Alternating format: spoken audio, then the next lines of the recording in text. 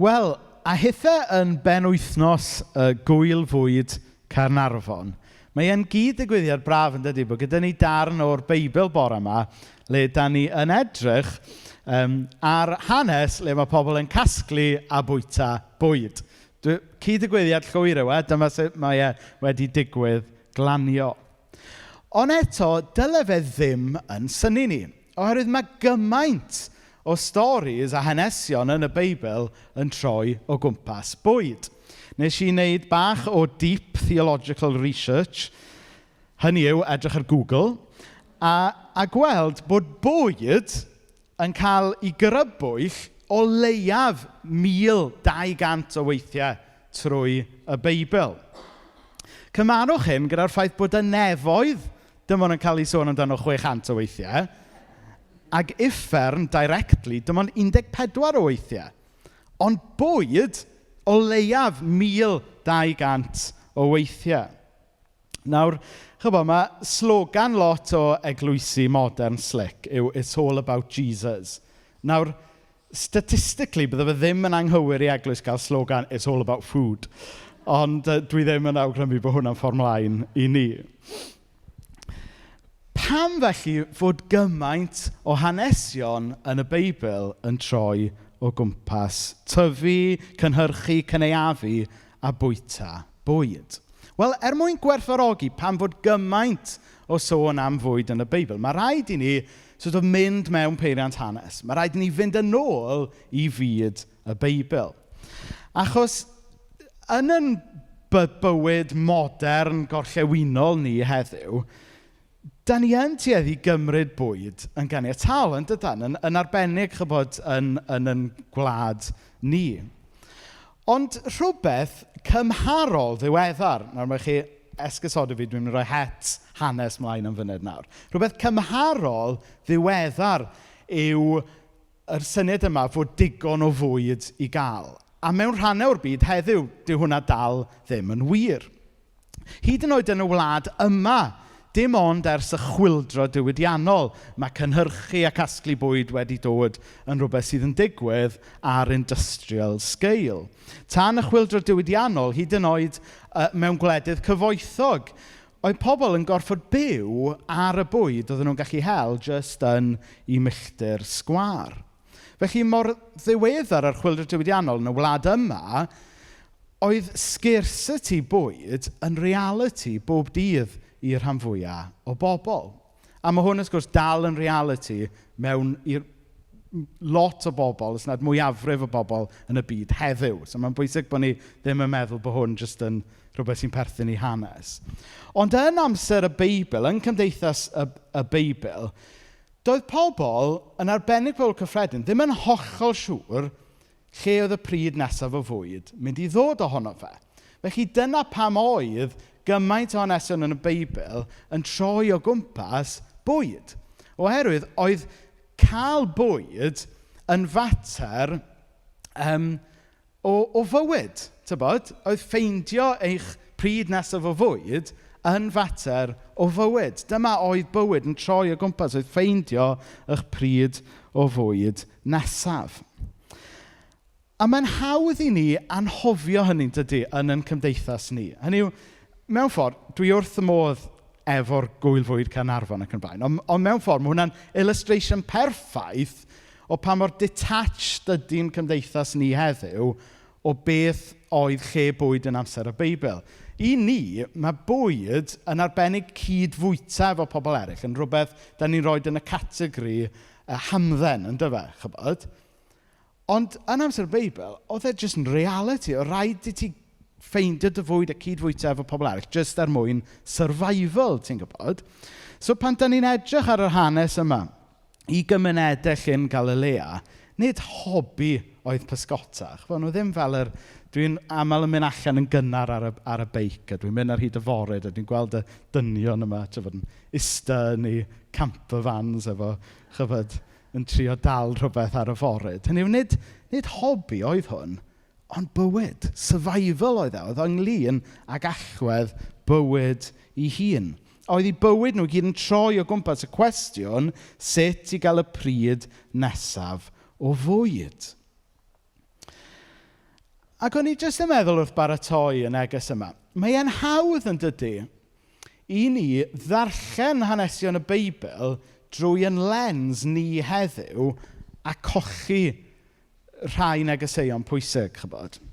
So, enghraifft, gafodd yn grŵp cymuned ni bryd o fwyd hyfryd nos Fawrth yn do Robin. Gathon ni amser hyfryd gyda'n gilydd. Oedd na cheesecakes anhygoel. Oedd na chicken yn y slow cooker. Lyflu. A werth chi ymuno gyda grŵp cymuned. Jyst i gael pryd da o fwyd weithiau.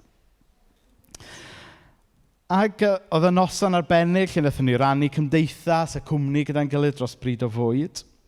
Ond, mae yna beryg weithiau pan dyn ni'n gweld yr holl hanesion yma yn y Beibl am fita bwyd a Iesu yn wneud cymuned dros bryd o fwyd. Dyn ni feddwl, da ni angen trefnu dinner parties achos dyna oedd Iesu Crist yn wneud. Oedd e'n mynd o gwmpas lle'n trefnu dinner parties. Yr efengil yn ôl come dine with me, math o beth.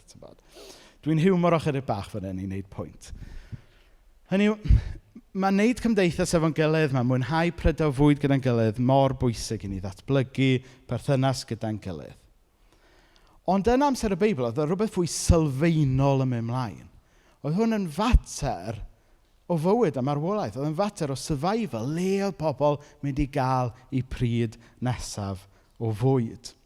A gath hwn i illustratio'n dda iawn sut da ni'n domesticatio yr holl hanesion yn y Beibl ynglŷn â bwyd i'n profiad ni. Gan ffrind i fi sy'n ficer lawr y Nefyn. Dwi'n siŵr mai fe hun oedd di wneud hwn neu oedd wedi gweld y quote yn rhywle arall. Oedd e'n dweud fel hyn, "Why is it that everywhere Jesus went, there was a revolution, and everywhere I go, there is tea and cake?"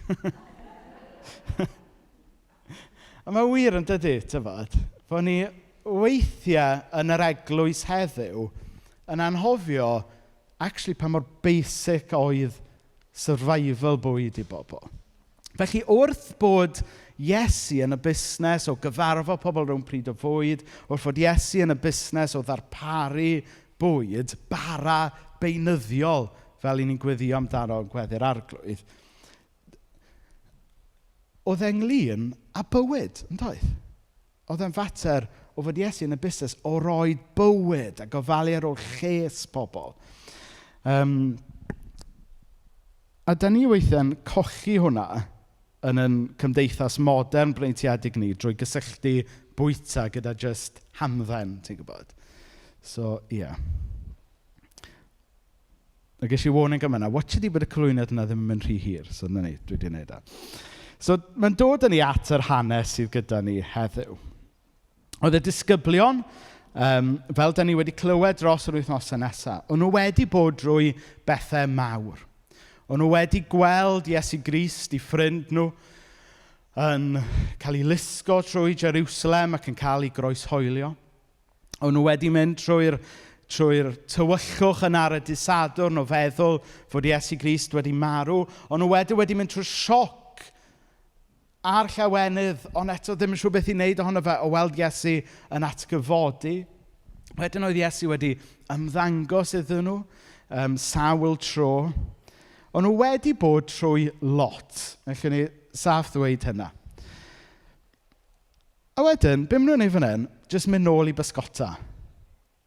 Nawr, dwi'n yn gwybod amdano chi, ond os da chi wedi bod trwy gymaint a oedd rhain wedi mynd trwyddo fe, pa mor hawdd byddech chi'n gweld i just get on with the day job y diwrnod wedyn? Fyswn ni'n gweld o'n anodd iawn. Ond maen nhw just get on with it. Maen nhw'n nôl yn pysgota. O sut oedden nhw'n gallu get on with the day job ar ôl mynd trwy be maen nhw wedi mynd trwyddo? Wel, yn syml iawn, oedd dim dewis gyda nhw. Os o'n nhw ddim yn mynd nôl at y rhwydi, oedden nhw a'i teuluoedd ag y pentrefi amgylch ddim gyda bwyd. Oedd rhaid iddyn nhw fynd nôl at eu day job nhw.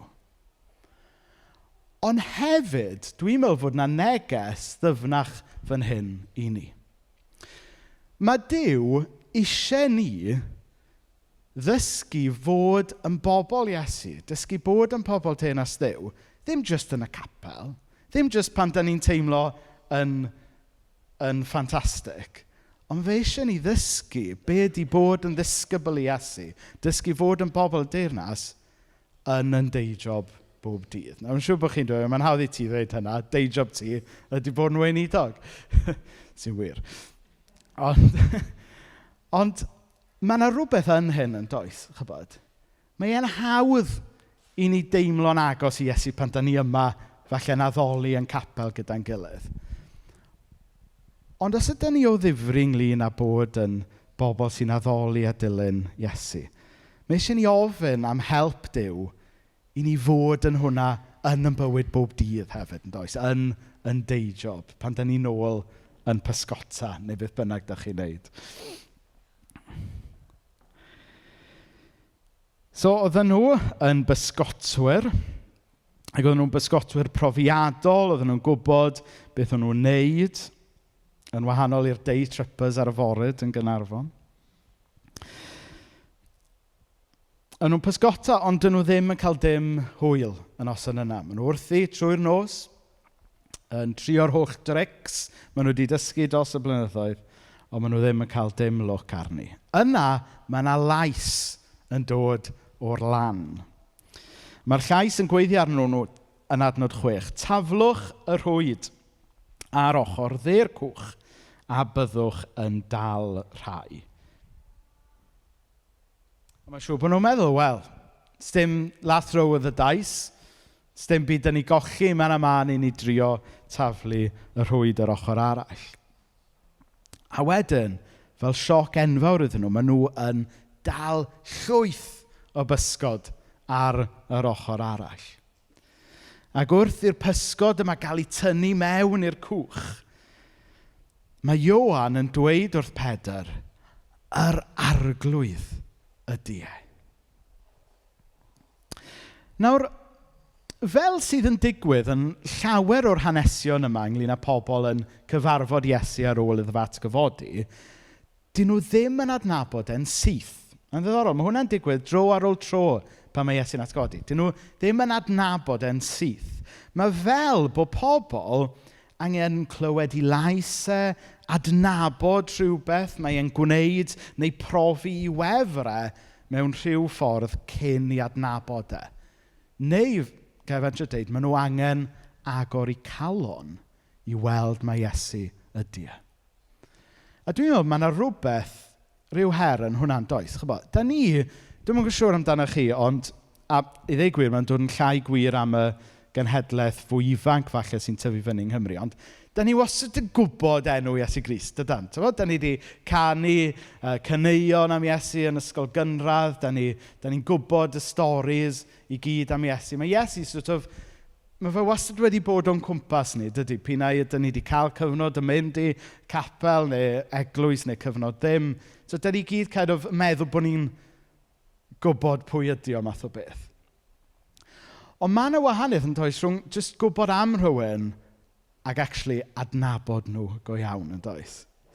O'n i'n un peth bach yn cringe. O'n i'n ista, na i ddeud y stori, okay. So, o'n i'n ista yn caffi galeri gyda Hannah a Paul dydd Iau. Gyda ni bach o post-bedydd celebration bach.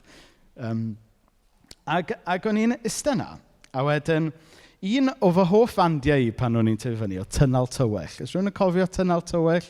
Rhai, na ni, just dim ond arwel, oce. Mae hwn yn ond na ni, rhai fyny fyna. Wedyn o'n i'n bita yna, bita'n sausage a bacon. A pwy gerddo mewn, ond Ian Morris, frontman Tynnal Tywyll.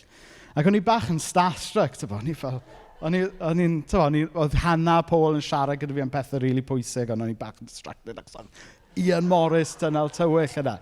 A dwi'n yn siŵr amdano chi, ond chywod, os da chi fatha byth wedi fel bwmpio mewn i fatha rhyw celebrity, a da chi'n meddwl bod chi'n adnabod nhw, ond actually, da chi'n mynd adnabod nhw, gwbl, da chi jyst yn adnabod nhw, trwy jyst i gweld nhw ar teledu ac yn y blaen, a gwrando ar music nhw neu rhywbeth. Ac diolch byth, nes i ddim yn baros o fy hun am mynd i siarad efo ffona, dim byd. Ond beth dwi'n trio deud ydy, mae yna wahaniaeth does rhwng gwybod am rhywun ac adnabod rhywun. Chybod. A beth da ni'n gweld tro ar ôl tro yn yr efengylau, ydy pobl yn mynd ar y daith yma falle o wybod am Iesu i wir adnabod o. Mynd ar y daith yma o jyst gweld Iesu, falle admeirio fo am pwy ydi o, gweld i wirthio fo, gweld y cariad mae'n dangos, a wedyn bod y geiniog yn syrthio, maen nhw'n agor i meddyliau calon i'w adnabod go iawn. A mae hwnna'n digwydd dro ar ôl tro, a mae hwn jyst yn un stori arall, le mae rhywun ddim wedi adnabod ei ddechrau, ond wedyn mae'r geiniog yn syrthio, maen nhw yn gweld mae Iesu yw e. Nawr, sut maen nhw yn adnabod yn y stori yma? Wel, un esboniad ydy, mae rhai pobl yn dweud, mae gwyrth sy'n cymryd lle fan hyn. Hynny yw, sut bydde pysgotwyr profiadol iawn methu dal pysgod, a wedyn, 2 funud wedyn, maen nhw'n dal llwyth o bysgod yn yr union un lle, jyst ochr arall y cwch. So mae'n bosib bod gwyrth wedi cymryd lle, bod rhywbeth supernatural wedi cymryd lle, a bod hwnna yn dangos iddyn nhw, mae nid person cyffredin ydy hwn, ond Iesu Crist. So mae hwnna'n un esboniad. Rhywbeth arall dwi'n meddwl sy'n mynd ymlaen yw, mae'n cysylltu gyda be nath Mari rannu di Sul diwetha. Achos di Sul diwetha, nathwch chi edrych ar hanes le oedd Iesu yn comisiynu y disgyblion, yn danfon nhw allan i fod yn llys genhadon, yn ambassadors i teyrnas Dduw yn y byd yma. A mae'n dweud, fel nathwch chi edrych arno tro diwetha, mae Iesu'n dweud shalom. A fel nath Robin atgoffa ni ar y dechrau hefyd, shalom, heddwch. Yn union fel anfonodd y tad fi, dwi hefyd yn eich anfon chi. Ond yn arwydd y cael, fel nath Mari sôn Sul diwetha, dydy Iesu ddim yn danfon i ddisgyblion allan, yn ei nerth ei hunain. Na ni, go on te, give it your best shot, hope for the best. Dwi ddim fel yw'n dad's army. Go out there, gwnewch eich gorau, hope for the best. Newch bach o training wedyn, na ni, gobeithio fyddwch chi'n okay, a gobeithio byddwch chi ddim yn goffo neu unrhyw beth go iawn, ti'n gwybod. Nid dyna beth yw e. Mae Iesu'n addo i ysbryd glân. Oeddech chi'n edrych arno wrth yswetha, chwythodd arnyn nhw a dweud, derbyniwch yr ysbryd glân.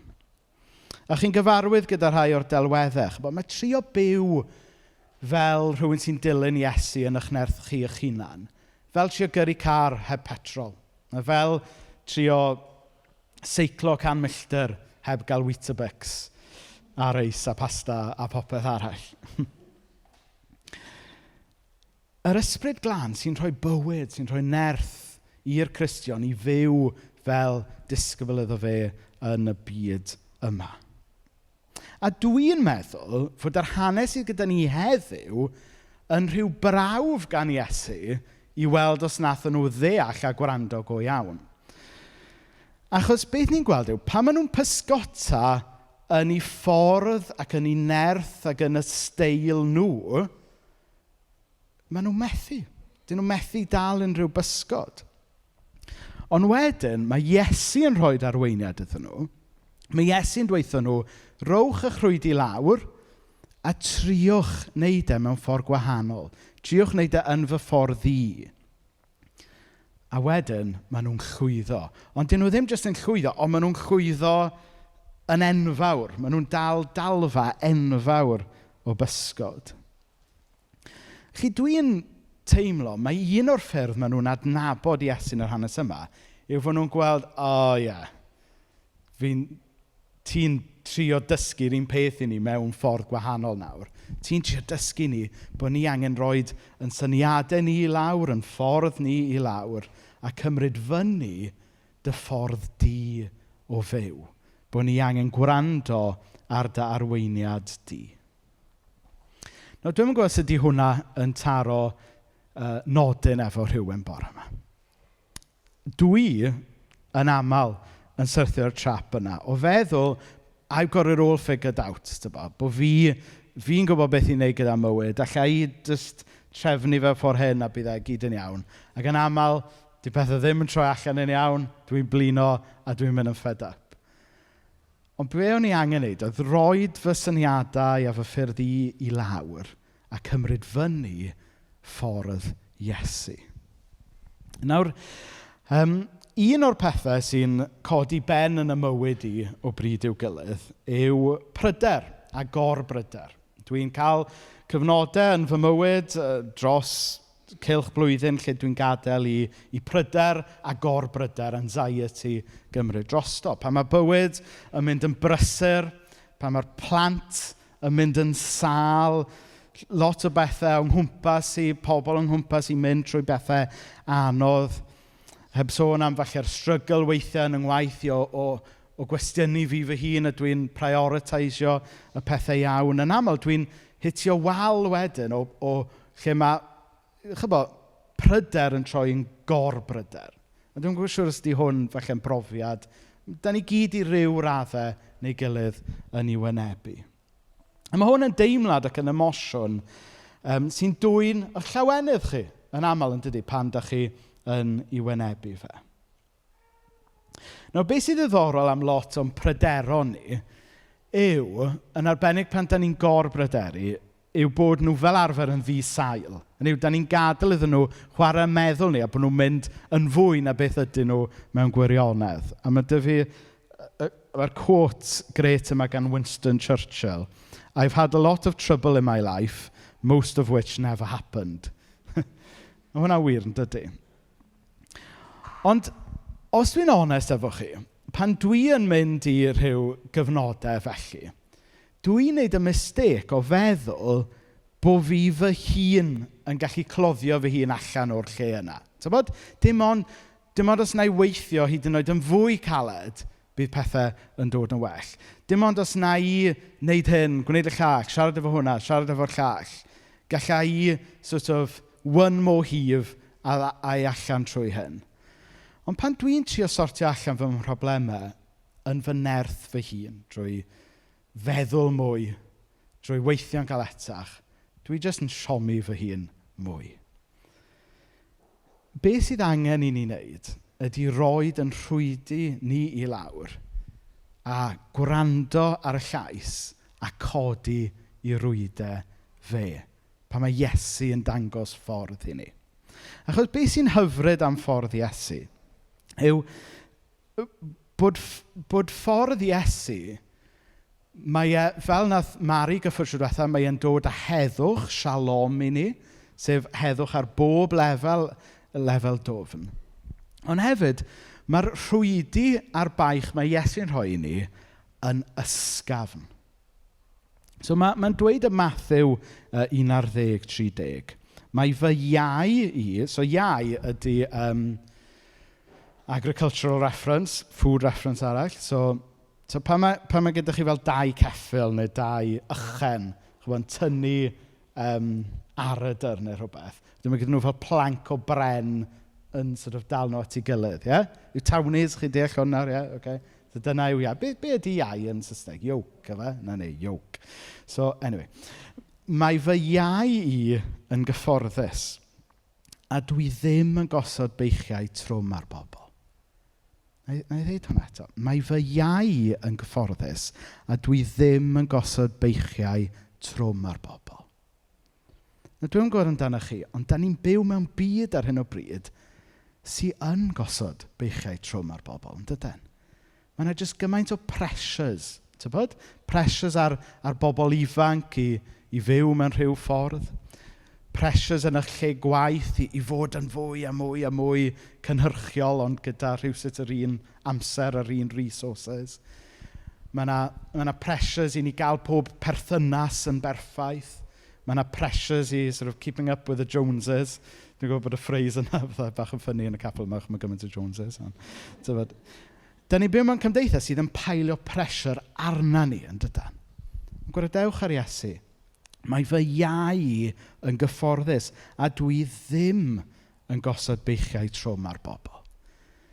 Mae ffordd Iesu yn codi baich oddi ar yn ysgwyddau ni. Mae yn dod â llawenydd yn ôl i ni. So mae rhywun yn gallu dychmygu y pysgotwr yma, mynd yn hollol stressed yn trio pysgota, yn ei ffordd nhw. Ac oedd e yn, serious, oedd e yn, fel o'n i'n deud, oedd eu methiant nhw yn golygu mwy na thebyg fysa nhw a'i teuluodd ddim yn cael eu pryd nesaf o fwyd. Felly oedd na bwysau arnyn nhw. Dyma Iesu'n dweud, rowch eich ffyrdd chi a'ch pethau chi i lawr a gwnewch o yn fy ffordd i. A wedyn fydd na fywyd, fydd na gynhaliaeth, fydd yna lawenydd a heddwch a fydd na shalom.